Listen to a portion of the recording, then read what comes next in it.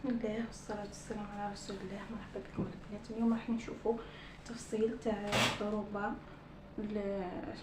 جبة للمرأة، وجبت لي زبونة بالقماش، جبت لي 2 مترات ونص، وراح نحمله مترة، ودير المترة هذيك راح ديرها ليكات لبنتها، ودير لها السروال من هذا اللون الاسود. راح نشرد لها هذا الحاشيه،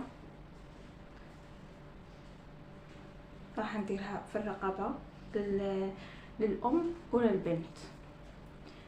نحو متر من هذا القماش، من هذا كما قلت لكم 2 مترات ونص، راح نحو متر، راح تبقى متر ونص. نكملوا ونرجع لكم. هنا هاني نحيت هذه المترة، راح نخلوها على جهه متر تاع البنت، وهذه المتر ونص اللي بقات. كاين زبونه قالت لي، عفوا كاين في التعليقات قالت لي، كاين وحده قالت لي وري لي كيفاش نطوي القماش. هنا شوفي، هنا هذه الحاشيه هي اللي تجي على الطول، راح نحطها مع الحاشيه الثانيه مقابله لها هكا، نحطها سوا مع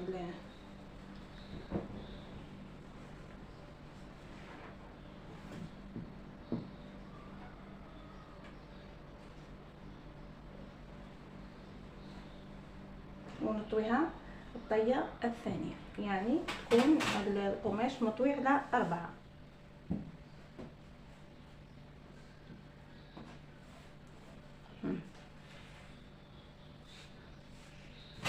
شوفوا كيفاه. هنا هاو طول الجبه هكا، راح يكون طول من هذه الجهه.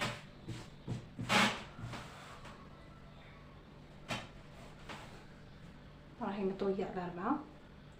نبداو بسم الله. القماش راح يجبد لي في الطاوله قصيره، راح يجبد لي في القماش. هنا راح نديرو الرقبه تاعنا، نقيسو 7 سنتيم، حنحط علامه 7 سنتيم هكذا. نهبطوا الكتفين، راح نخرجوهم حتى لهنا، نهبطوا من هنا 3 سنتيم كما قلت لكم. هنايا ب7 سنتيم، هنا نهبطوا ب3 سنتيم. هنا الشيء اللي يبقى هنا راح نديروا الفتحه تاع الاكمام، راح تكون 18 سنتيم هكا.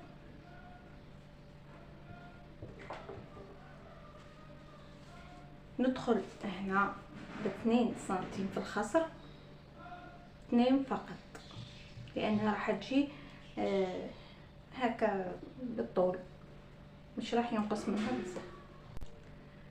راح نكملوا كما قلت لكم. هنا الفتحه هنا راح نديروا 7 سنتيم، وهنا نهبطوا 3 سنتيم، من هنا 18.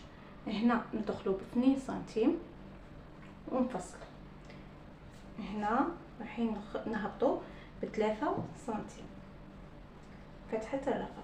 بكره كي يفصلوا راح تشوفوها وتبان لكم.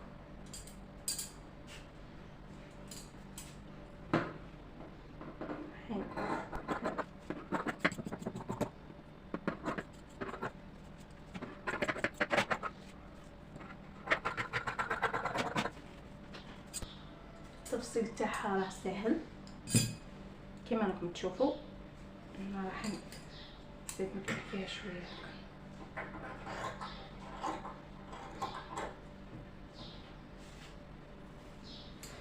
هكذا. راح نفتح وحده نخليها للخلف، ووحده راح نديرها للامام، باش نزيدو نفتحو في الرقبه من الامام. راح نهبطو حوالي 10 سنتيم او 12 سنتيم، نحطو 12 تجي مفتوحه شويه.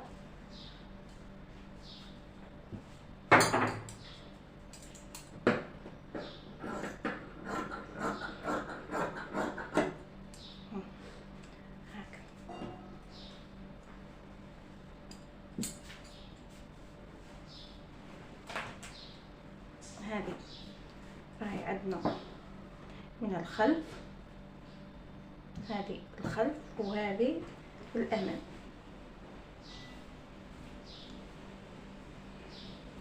رايحين كي نكملوا نديروا السرفاله تاعنا ونلصقوا الكتفين. قبل ما نلصقوا الكتفين راح نديروا فتح في الرقبه هكذا، تبعوا الرقبه، نهبطوا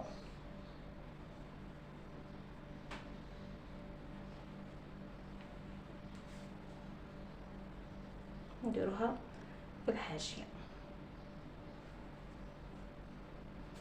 نزيدوا هذه الحاشيه نزيدوا نديروا في الاكمام.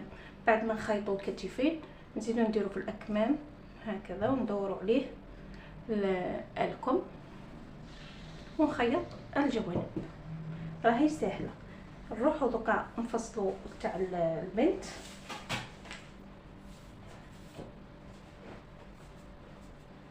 تجيبوا الليكات تاع البنت كما قلت لكم تفصل بالطول، نطويها على 4.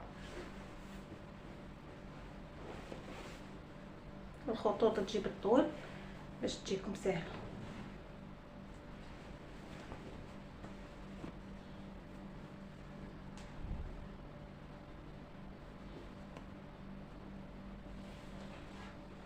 اذا كانت عندك القماش تاعك، اذا كان القماش تاعك مزركش ومفيش خطوط هكذا، تقدري ديري راح تطويه على الحاشيه. الحاشيه هي اللي تجي من هذه الجهه، تجي بالطول. نفس الفصاله اللي فصلناها في الجبه تاع الام نفسها راح نفصلوها في الجبه تاع البنت باش يجوا في الاثنين متشابهين.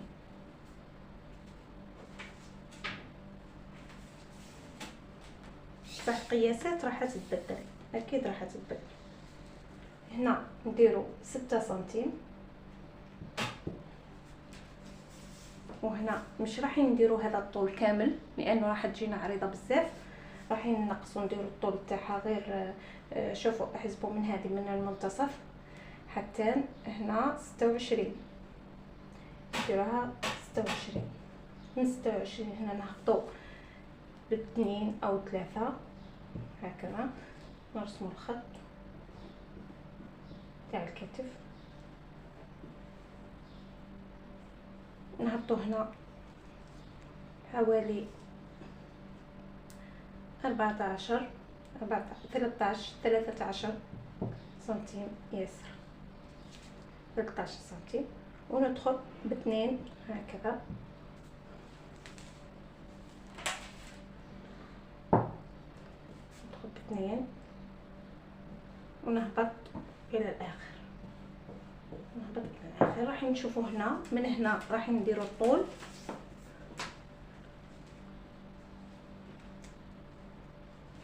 الطول تاع الليكات كل وحده وين حبت توصل، وين حبت توصل الطول تاعها. انا نديرها 75 ونشوف.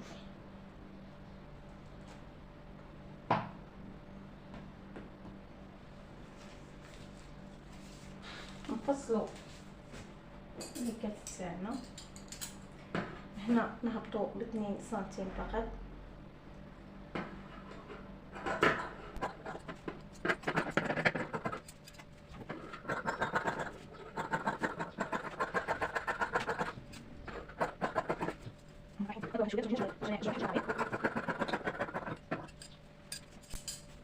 هذه هي الليكات.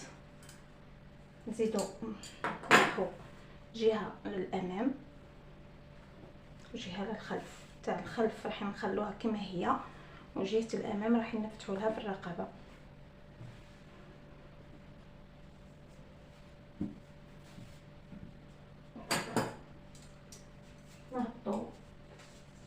سنتيم، حين نهبطو 8 سنتيم فقط.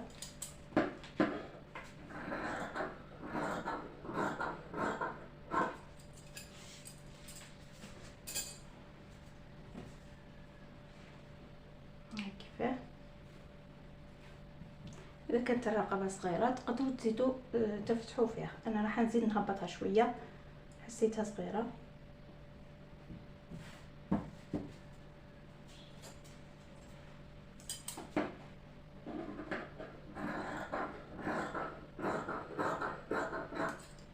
كنقول لكم شحال هبط.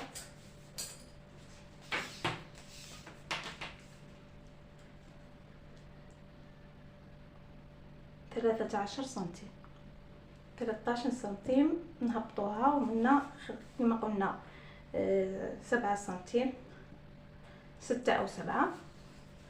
وهنا قلت لكم ديروا 26. هنا هبطنا ب15 ودخلنا منا ب2 سنتيم، وفي الطول درت 75 سنتيم. هذه قياس لبنت في عمرها 11 سنة. نجيبوا السروال، نجيبوا القطعة تاع السروال. السروال راه فيه متر في القماش، متر راح تجيني مع الطول تمام. كذلك القماش تاع السروال راح نطويه على 4. كما راكم تشوفوا دائما راني ندير في الحاشيه على العرض، دائما عفوا على الطول. الحاشيه دائما نديرها في هذه الجهه.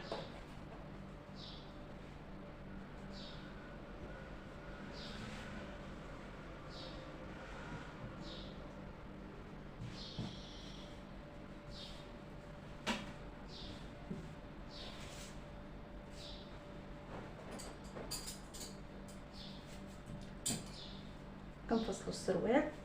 هنا راح نديروا، يعني درت لكم في الفيديو اللي فات درت لكم سروال تاع بنت.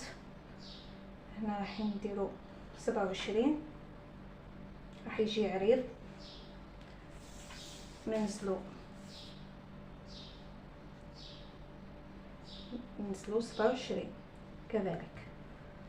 نخرجوا 4 أو 5 سنتيم ونوصلوا النقاط. هنا راح نديروا خط منحني. نجو في الاخر تاع السروال، في الاخر هنايا راح نقيسوا الطول اللي نحبوا نديروه. انا راح ندير 20 سنتيم ونوصلوا النقاط هكذا.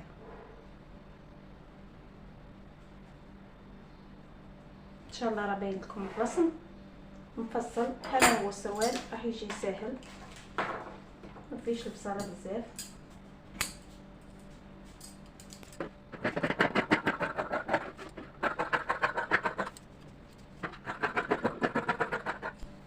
شوفوا كيفاه. هذا هو السروال. نجو هنا كما راكم تشوفوا هنا، نفتحوا القماش، خلوه هكذا على 4، نفتحوه خلوه طيتين. نجو في هذه وحده راح ندخلوا فيها منا 1 سنتيم.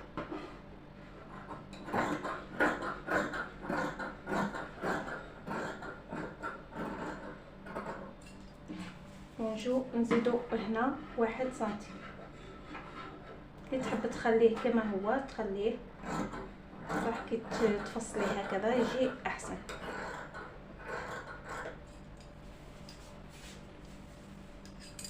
حطي علامه باش ما تروحلكش ما تخلطلكش هذه مع هذه. ديري علامه هكذا وهكذا باش تعرفي كي تعودي تخيطي راح تخيطي هذو مع بعض. وهنا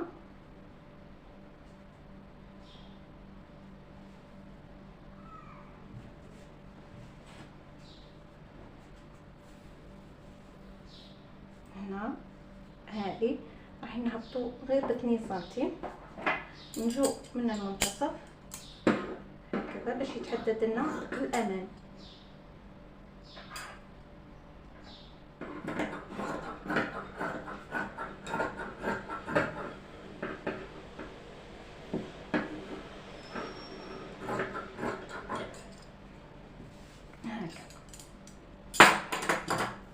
الان واش راح نديرو؟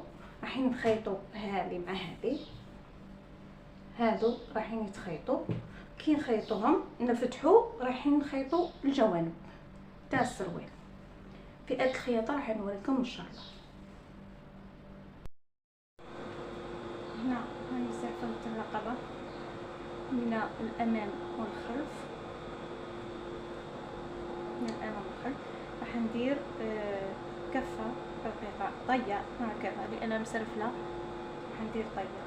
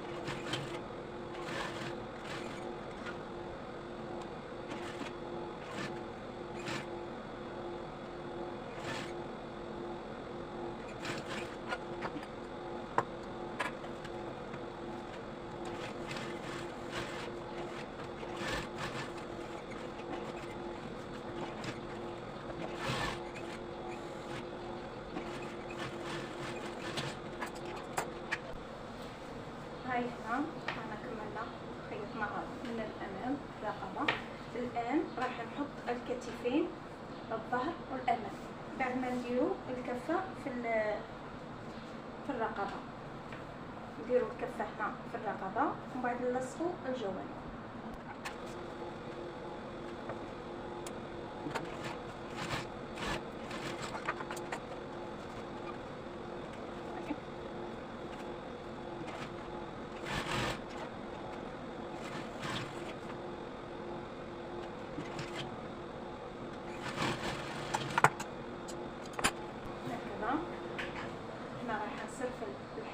تاع الكتفين نزيدو نديرو كفه رقيقه هنايا وراح نكملو الخيط. هنا هاني درت السرفله، راح نديرو كفه هنايا في الاكمام.